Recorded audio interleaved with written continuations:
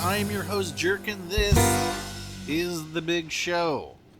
I know there are many choices for your Wowzles entertainment out there, and on behalf of myself and the entire staff and crew here at The Big Show, we want to say thank you. And what better way to say thank you than with our guest we have for you tonight, the always charming and delightful French Tech Tree Tier 7 cruiser, the Baguette of Boom. Give it up for our very good friend, Martel. If you've been watching this show for long, then you've heard me gush and compliment this ship incessantly, and probably on other people's channels too. It is probably, maybe, the best Tier 7 cruiser we have in the game, but you said the same thing about the Prinz-Eugen, Jerk. They can't both be the best. Yes, they can. Because it's my show and I make the rules. One of the reasons I enjoy this ship so much is its just amazing versatility and how you can build it to fit your style of play. You can go for the straight agile build and embrace being a slippery sausage no one can hit, or opt for a long range build that cranks out damage at the pace few can match with accuracy that is not far from an atomic clock, or choose something in between. And that's kind of what I have set up here. And here's my commander so you can see how I'm doing that. In this match, we're back on Trident, and would you look at what we have here? Lots and lots of cruisers, a few battleships, and the bechamel sauce. Mwah. No destroyers. Not that Charles Martel minds destroyers, but this setup is going to allow me to be pretty darn aggressive in my gameplay. I did start the game by just firing once. I had turned in the hopes that someone on the red team would be foolish enough to fire, and that red Iowa took the bait and is getting schooled on why sometimes you don't shoot. Sometimes you want to get into position first, then start blasting. I'm going to this east side to work my way down to get a crossfire, or, if I'm lucky, get to do the thing that normally you never get to do in a Charles Martel. And that is sit behind some terrain and farm delicious, buttery damage. As far as Krakens go, this match isn't starting how I'd hoped. Normally, when you're the first person spotted, it is like gold to a prospector, and there is a mass migration to where it was seen. But in this case, it would seem that the mere sight of Chuck... Do you mind if I call you Chuck?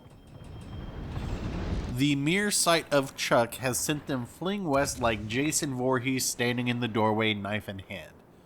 But the big boy Iowa, whether overestimating their abilities or underestimating the dire situation they're in as their spawn mates have fled, has not turned tail yet and is about to be introduced to French flambe.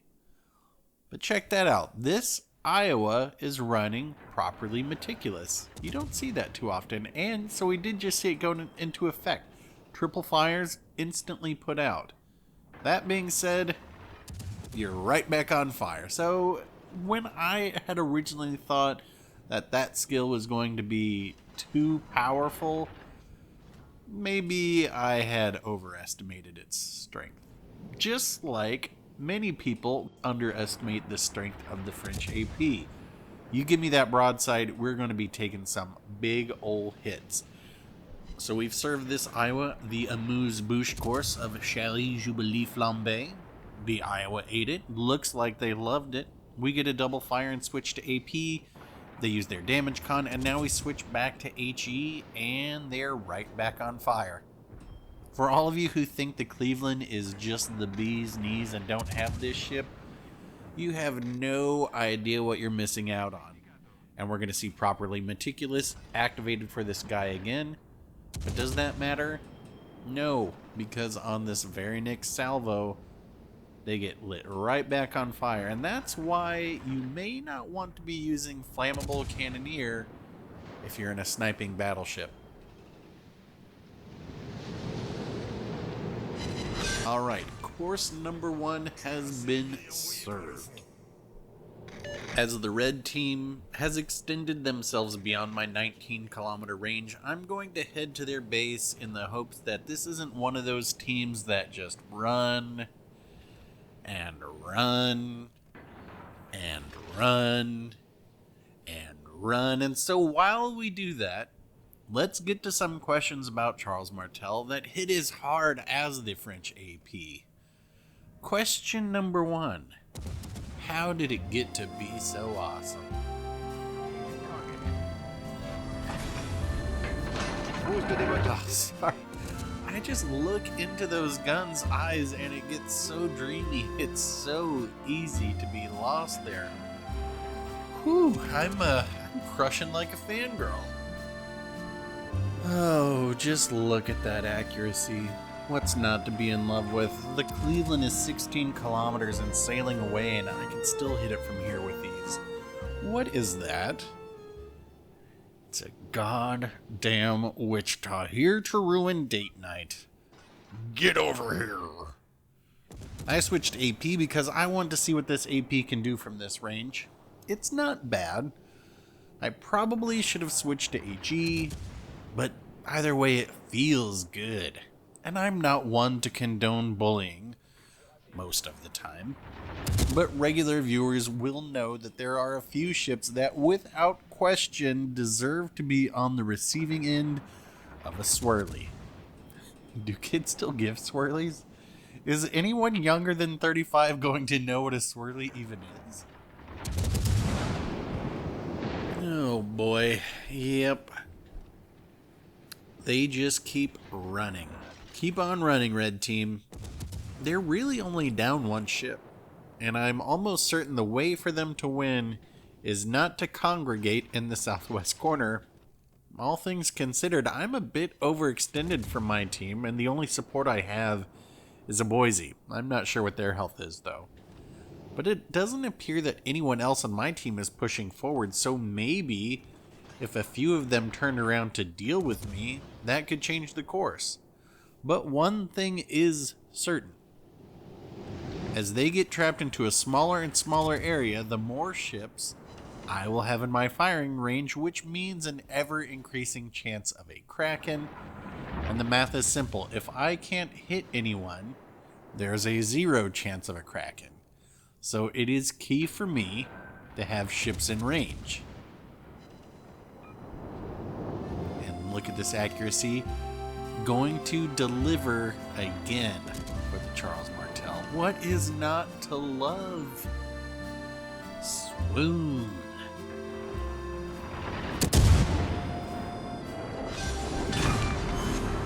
On a détruit un cuirassé ennemi.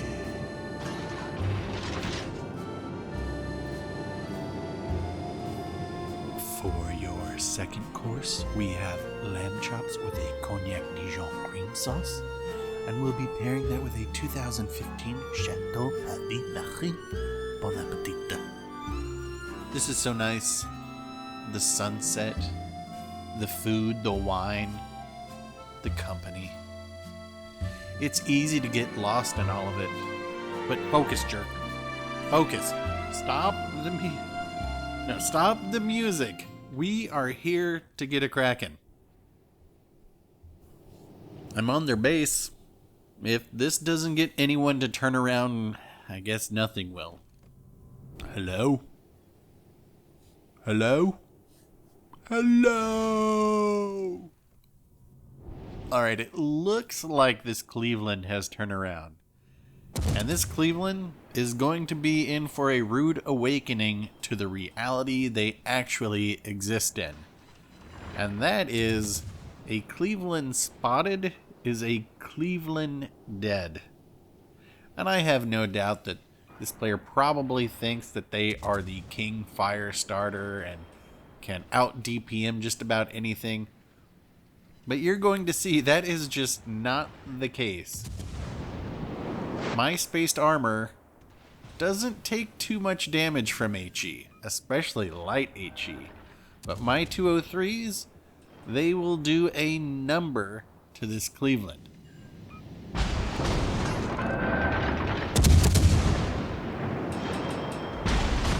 Sooner or later, this player is going to give me broadside, and I'm just waiting for that to switch back to AP. But before I can get this shot off, they burn down. Like a free ride after you've already paid. Isn't it ironic? Alright, Azuma time. HE to the Azuma is like a spray bottle of water to a cat. They do not like. But fortunately, this Azuma is going to make a couple ill-informed choices. One, they're going to come at me, bro. And two, they're going to use HE. Folks, you have got to switch your ammo types and know when to do it if you want to get good. That Azuma's AP could go straight through the nose of this and cause me some serious pain. But look at that little bit of damage the HE does because of the spaced armor. And coming at me, well, the Azuma, one, has slow turrets, so it's not like they're going to do a drive-by. And they don't have any torpedoes, so it's not like they can torp rush me like I can them. And you can see, I'm getting my turn in now to get those torpedoes off. And their secondary takes it out. Oh my gosh. Well, that's alright. I've got the other side, so we just do a quick turn. And alright, there goes number 4. And now we have the Kraken hunt, but look how far away those guys are.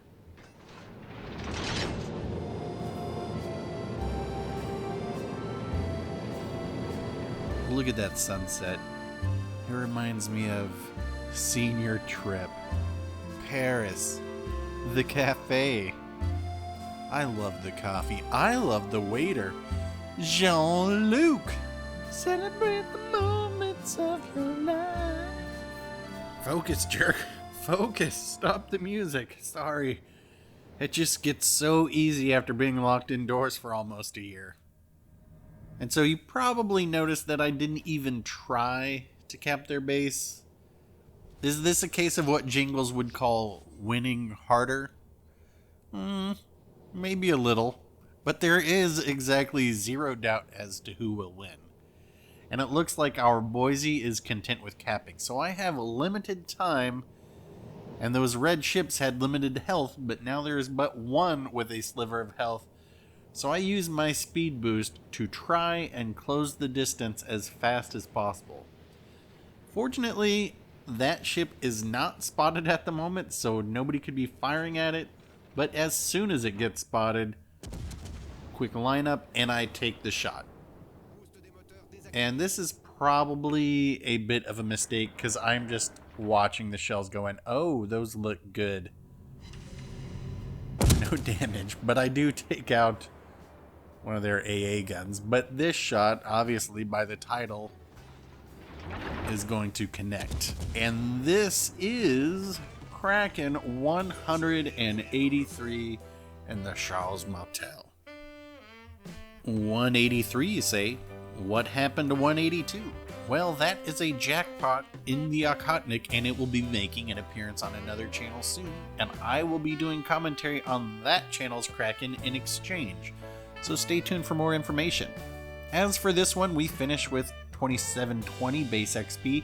A good game. Not much I could do since I was chasing them the entire time. But that's going to wrap it up for this one. If you are hip to the beat poetry of the Charles Martel, hit like.